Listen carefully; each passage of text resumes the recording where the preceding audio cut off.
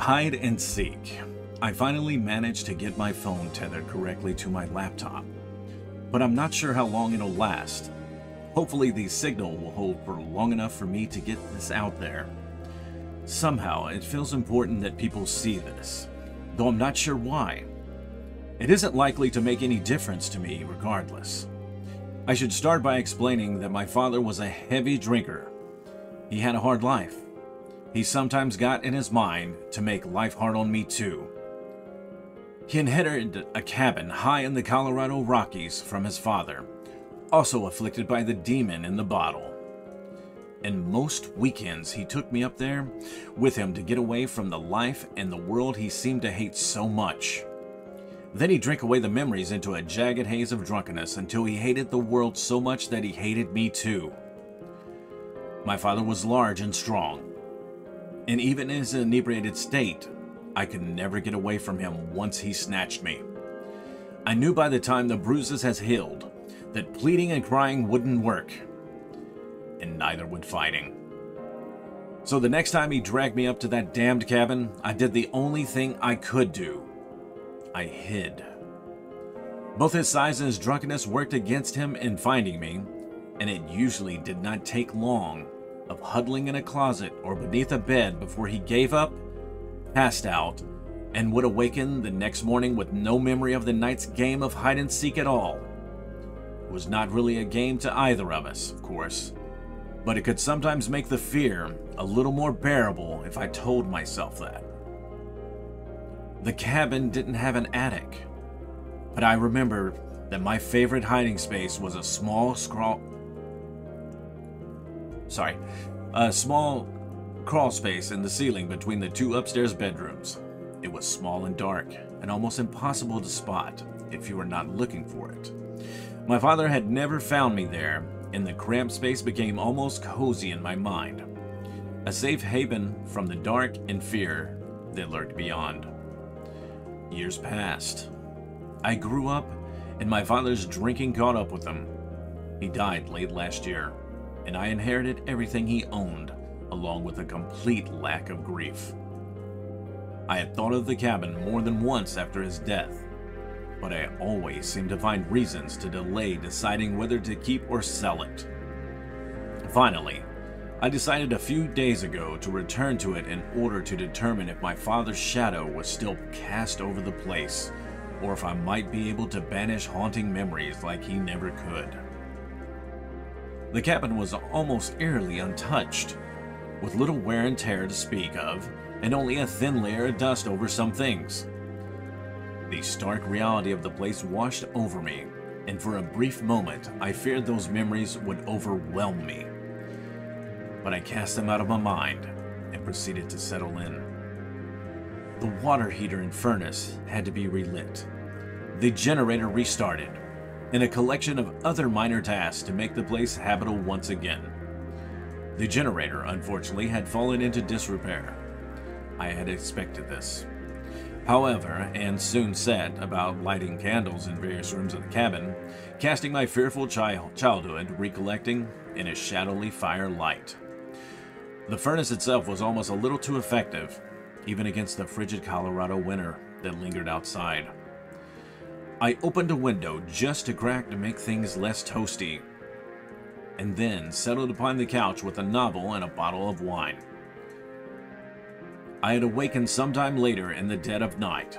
Having apparently dozed off while reading, the candle had burned down rather low, a much more faint light cast across the flickering shadows of the cabin floor. I furrowed my brow a little, wondering what it was that had disturbed me from my slumber. I did not have to wonder long. Tap, tap, tap. The soft rhythm echoed through the room, emanating from the foyer. I sat up tensely on the couch, listening carefully to the persistent taps. I rose from my seat and drifted slowly towards the foyer, and as I drew closer, I could tell that the sound was that of something gently knocking against the glass pane of a window. Tap, tap, tap. Snow swirled in the blackness beyond the front window, but anything more than that was impossible to determine. I edged closer to the sound, and as I neared, it began to make out a very faint silhouette huddled against the pane.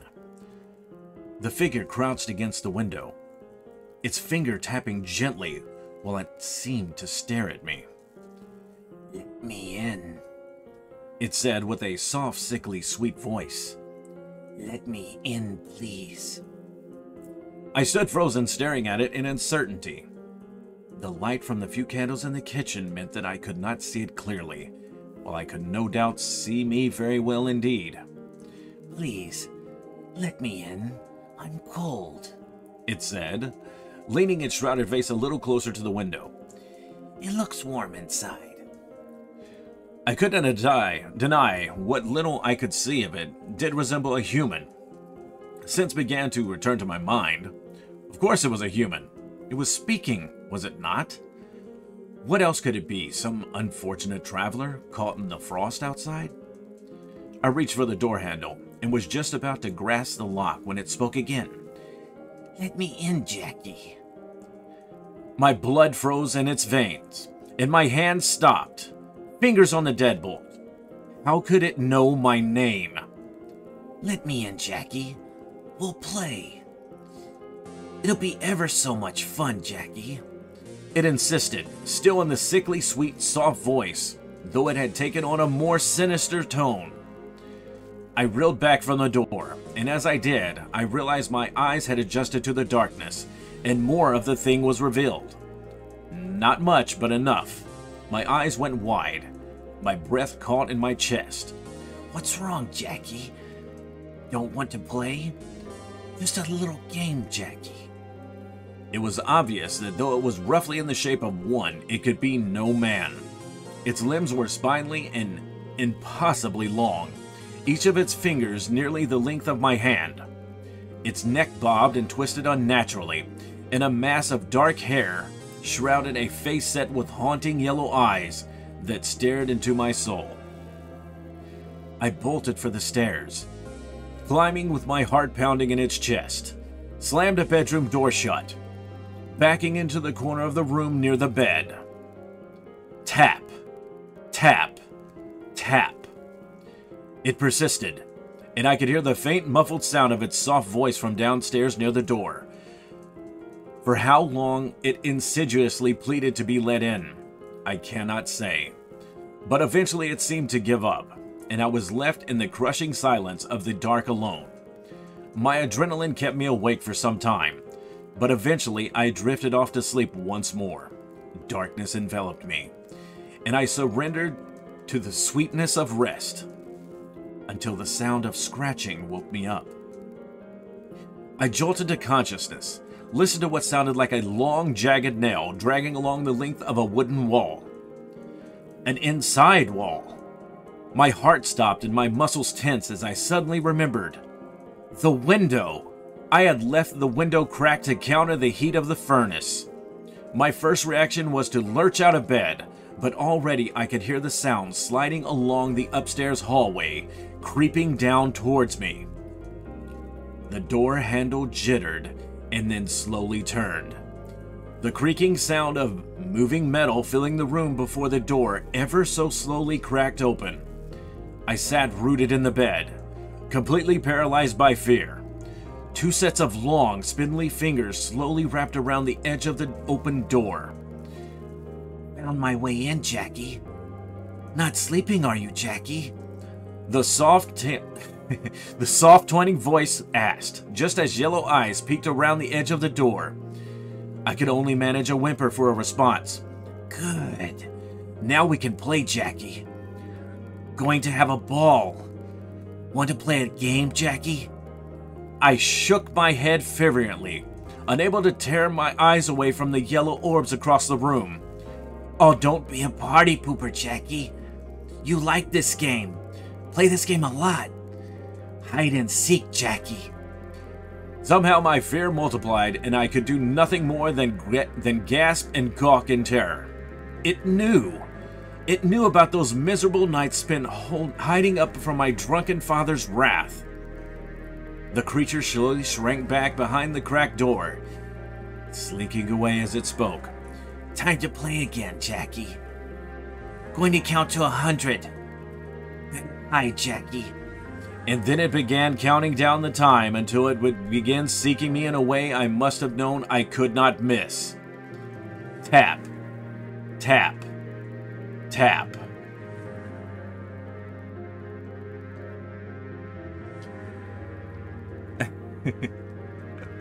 So that's part one. I could fall asleep to this. I blame his voice. Yeah, me too. Okay, you put me asleep. I have to be for a doctor's appointment, so I should probably go to bed anyways. Okay, this sounded a tad kinky. Have a good night, baby. I'm gonna love you guys. Good night. Night Angel, thank you for coming by. I appreciate you. So, this is part 2 of Hide and Seek. And then I'll owe you guys one more of those. But right now we're going to do this part 1 and part 2, and then we will do the next one. Check your DMs before you go to bed. I most certainly will. Hide and Seek, part 2. A full 20 taps had gone by before I finally managed to get myself moving. Cursing myself for being paralyzed with terror for so long, I scrambled out of bed and began fumbling around erratically. My gut told me to run, but I could hear the faint taps echoing through the corridors of the old cabin, and I knew that to escape would require me to pass much too close to my nocturnal visitor. My muscles lurched and twitched to move to do something, but it was a full 50 taps before I was reluctantly dragged to the conclusion I would have to play the creature's game. I could not run, so I'd have to hide. Instinct wrested control of my mind away from me, and before I even knew what I was doing, I had already crept across the bedroom and pulled the door wide open, ensuring it creaked in its hinges as much as possible. Hoping my opponent would take the bait, I moved back inside the bedroom and edged towards the closet, to where my familiar hiding place lay set into the ceiling. Working my way into without making a sound was something I had perfected over dozens of tries, but this time I was much larger and much heavier. Still, I wormed my way up within it, making no more noise than the settling of the cabin in a snowstorm night. Fortunately, the alcove was much larger than I had remembered it, able to accommodate my adult body with a few feet to spare, though the remaining space was packed with insulation against the thin ceiling material of the neighboring bedroom below. A moment of relief washed over me, but it was swiftly interrupted by a sudden realization. The taps had stopped. How long had it been since I had reached 100? Had I made it in before he began searching? The doubt chilled my blood, but I could do nothing but sit in silence and stillness. I concentrated on regulating my breathing and keeping my thundering heart from bursting from my chest, ears straining against the roaring quiet. I had almost begun to relax the tiniest amount when the abrupt sound of a large nail scraping against the wall nearly yanked a shriek from my labored lungs. It traced a jagged path down what I thought was somewhere downstairs. Jackie, where are you? The insidious voice almost cooed to me, muffled through walls and ceilings, but always audible. How? Why could I always hear him? I clenched my jaw and willed the darkness to take me, to envelop me in its embrace and keep me from the creature that haunted me. The sound of his nail grinding into my mind, summoning images of what might do when it ceased to mar masonry and was instead turned on soft flesh. Getting warmer, Jackie. He taunted, that withering noise beginning to creep up the stairs, making its way to the second floor. Hope you picked somewhere new, Jackie. Seen where you like to hide, Jackie. My blood froze, and it took every ounce of willpower not to bolt out of the crawlspace in shock and horror. He knew. He knew. He was going to find me huddled in there, helpless and trapped with nowhere to... No. He couldn't. He had to be bluffing. I consoled myself as my breathing became harder and harder to control, my heart begging for more oxygen to fuel its fevered pace. There was no way he could know. He couldn't find me, and he was just trying to lure me out. I would remain hidden. I would be safe. I was able to tell myself these things while that damn nail dragged its way across the long hallway into my bedroom and abruptly stopped right by the closet, right up until it spoke again. In the closet, Jackie? He spoke more fever-soft and sickeningly taunting than ever before. Come out. Come out wherever you are. I only crouched in the dark, barely able to suppress a whimper while my body began to shake with terror. An eternity passed in that moment, expecting for a long, spindly arm to reach up and drag me to my bloody demise. But as the moment trudged on, the hanging silence broken only by the ticking clock downstairs. It never came. Finally, the sound of his nail dragging back down the hallway ended my great suspense, only drifting from the way it had come into an earshot. I let out a long, deep breath of relief, the tremors of my muscle only increasing as the danger passed. The boards of the crawl space creaked softly as I sat back, enjoying the brief elevation of the palpable tension, until a large pair of yellow eyes set in the shrouded silhouette of an inhuman face appeared in the crawl space hole. Found you, Jackie. I panicked. My desperate shrieks filled the crawl space as I leered backward, watching as he began to hoist himself into the alcove, spindly limbs snaking out towards me, trying to latch onto my leg. I scrambled backwards in raw fear, howling wordless terror at those peering yellow orbs. His fingers snatched my leg, but I fell backwards into the insulation and my body weight caused the thin aging ceiling beneath to give way. I tumbled down into the room below, landing flat on my back. The air poured out of my lungs and I writhed as my muscles begged for oxygen. The fear consumed me as I could still hear him scrambling through the alcove, wriggling his way to the hole I made in the ceiling. Air finally began to return to my lungs and long fingers wrapped around the edge of the opening, and I gasped and coughed wildly, desperately trying to get my oxygen-starved body to obey my commands. Lucky, lucky, Jackie. He cooed as those yellow eyes appeared in the ceiling hole, staring down at me at what I somehow knew was intense amusement. Got to do better than that, Jackie. Try again. Not gonna count this time, Jackie. The madness of fear seized me, and with my body finally recovered from the fall, I lurched to my feet and bolted out into the hallway, heading for the stairs. Remember, Jackie. He called to me as I leapt down the stairwell. Know you like to play. Know where you like to hide. Find you again, and you'll see how I like to play, Jackie. It was as much a promise as it was a warning, and as I gripped with terror as I was, his words made me stop in my tracks. Some measure of sense beginning to return to my panicked mind. I could not beat him. He knew me. Somehow, some way, he had seen a frightened child seeking refuge from his drunken father in the cold dark. How? Had he been there?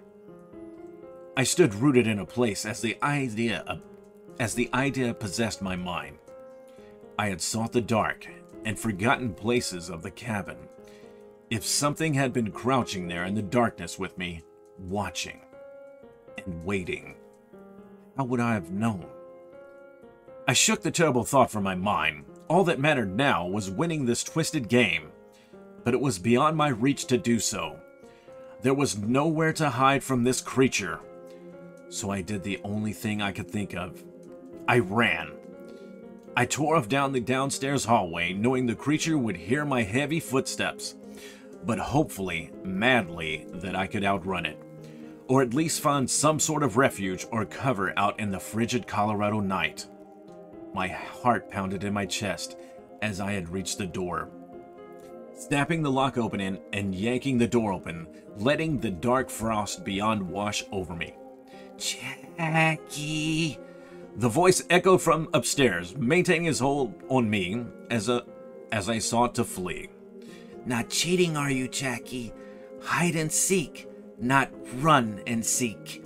Shouldn't cheat, Jackie. Might not like what happens to you if you do. Bluffing? He hadn't before, and I couldn't afford to make another mistake. Could he outrun me? Could he see through the infinite blackness of the shrouded night beyond? Could he smell me? I stood at the threshold of the decision, neither choice seeming to hold much possibility of my salvation, when I suddenly saw what he'd meant. It was subtle, at first. Like a sneaking suspicion in the back of your mind that you don't even know you have. It might have been the sway of the tree branches, the relentless fall of the snow, or even a trick of the faint light spilling out of the open doorway. At least that's what I told myself, until the movement between the tree trunks beyond became too distinct to deny. Tall, spindly shapes lurked between the trees, and as my eyes adjusted to the darkness, I spotted something so obvious I could scarcely believe I had missed it before. Tiny yellow pinpricks of light hovering in the blackness before me. Dozens and dozens of yellow lights spread out amongst the frozen landscape, always in pairs. Our game had spectators. I slammed the door shut, the panic returning stronger than ever before. I could not run. I could not hide. The creature had devised a game I was forced to play but could never win. This was kind of opponent I had never known. My father had always been drunk and clumsy, robbed of most of his senses and prone to passing out at any moment. But the creeping horror that stalked the cabin was devious and alert, experienced in every nuance of my tactics and reactions. He would always know which burrow I would seek to hide myself in next. And then suddenly, it hit me. He knew perfectly how I liked to play. Somehow he had been there in the terrible darkness with me, every time I'd hidden from my father. Shivering in some corner, or huddled in an alcove, the creature had curled in there also, watching, analyzing, planning, waiting for a time when he thought I would be safe from the wretched game, so it could replace my old man and start the dread anew. I sprang into action, creeping along the cabin floorboards as I had before, the barest sliver of hope now burning inside my chest. A cold calmness spread through my veins as at last I was truly playing the game. I could beat him. I could last the night. All I had to do was hide in one place he had never seen me, the one place he knew it would never ever even occurred for me to hide. I pulled the door to my father's bedroom open and slipped within like a shadow, floating across the floor in silence after closing the door again. Being in my father's room before could only mean a savage beating, tears and blood, and bruises that would take weeks to heal. But now, as I slowly crawled beneath the bed, I knew that it would only be the chance to elude my insidious opponent. I balled up beneath the mattress frame, once more with the sense to regulate my breathing, staring at the closed door, almost like clockwork. The sound of the creature's wicked nail grinding against the wood, paneled walls slithered through the cabin to me. I did my best to control the frightening shivering that never seemed to leave my muscles, and waited.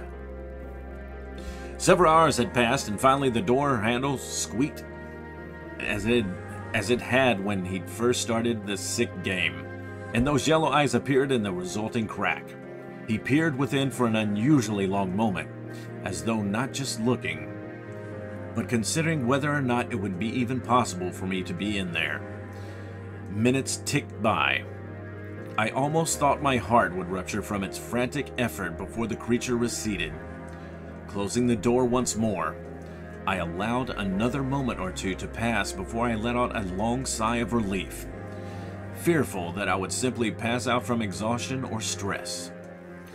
I did not, however. and in time the light of the sun poured through the window of my old man's bedroom. Tentatively, I crawled from beneath the bed and gazed out of the window at the coming morning. There was enough sunlight to see far into the snow-covered woods that surrounded the cabin, and there were no spindly shapes or yellow eyes to behold. It was another hour before I gathered the courage to leave the room, but eventually I came to see that cabin once again inhabited only by me, and the creature had left with the dawn. I collapsed on the couch where the night's game had begun, and slept dreamlessly until the late afternoon. It was nearly dusk when I had finally gotten my things back into the car, and I started to trek down the mountainside. My mind seethed with questions and fears. What was he?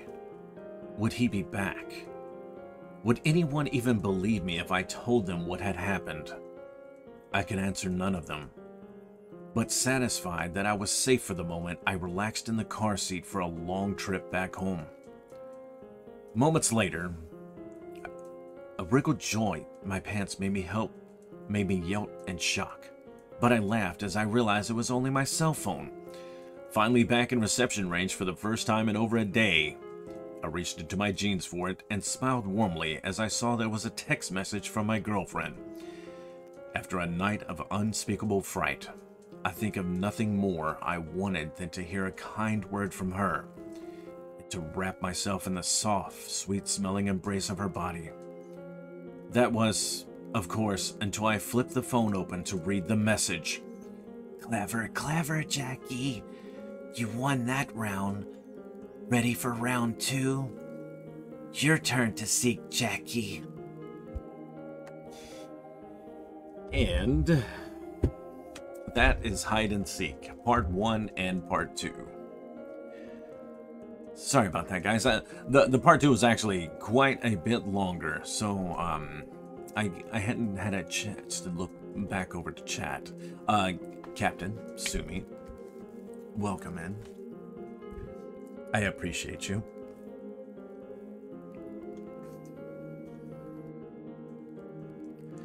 You got a really good voice for reading stories. I appreciate that, oh hey. You know, maybe with practice, I might be able to actually do well. I would like to be able to read it to where I can actually do without hesitation, but you know, just picking up and reading something like that, it's a little more difficult to do. Loving this, awesome. I'm glad you do.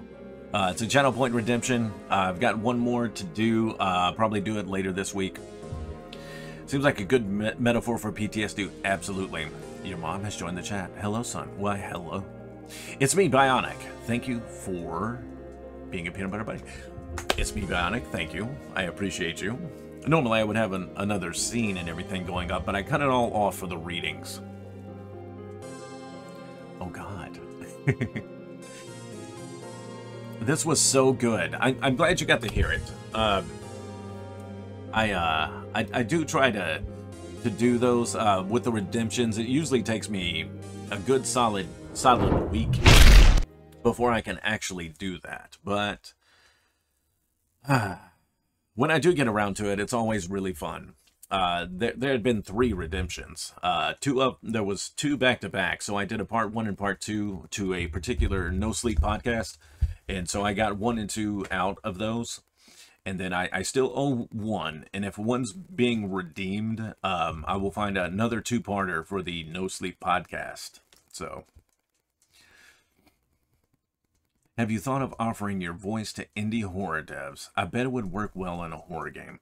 I would absolutely love it. I've been wanting to be a voice actor for years. I've always wanted to either get in some kind of cartoon or anime, because I honestly can do many voices, but my voice in general has kind of got that little low, rich baritone, but I can actually get pretty high up there, so.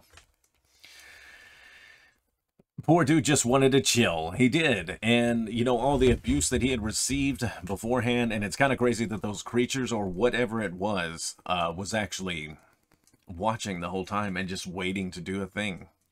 At work, so we'll just be lurking. Well, I appreciate you. It's me, Bionic. I'm actually getting ready to end out on stream. I just was finishing up with my my follower celebration and did a little bit of the mortuary's assistant and then did my readings. So we're getting ready to finish up.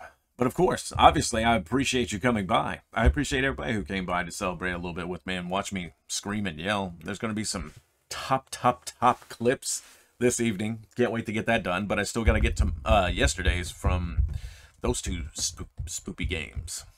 So there's that too.